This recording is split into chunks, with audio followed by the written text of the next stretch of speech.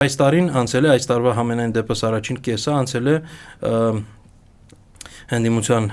միջև պայքարի շրջանակներում, այսինքն Հայաստան դաշինքը եւ Հանրապետական կուսակցությունը առաջին 6 ամիսը իրար դեմ էին պայքարում եւ դա երկուսի վարկանիշները նվազեցրեց։ Բայց ինչ ձեռքբերում կա առհասարակ հանդիմության դաշտում։ Դա այն է, որ երկու նոր սուբյեկտ կա, հա? Երկու նոր սուբյեկտ, մեկը դա Սամվել Կարապետյանի գլխավորած մեր ձևով շարժումն է, որը էականորեն փոխել է իշխանության համար իրավիճակը, որովհետև հնարավոր չի իմացել, որ դա նախկիների ու ներկաների միջև պայքար է։ Չնայած որ ժողովրդի մեջ արդեն այս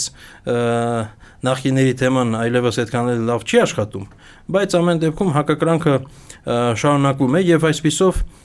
այս նոր սուբյեկտի ի հայտ գալը իրավիճակը էականորեն փոխում է։ Եվ երկրորդ սուբյեկտը ես կասեի, որ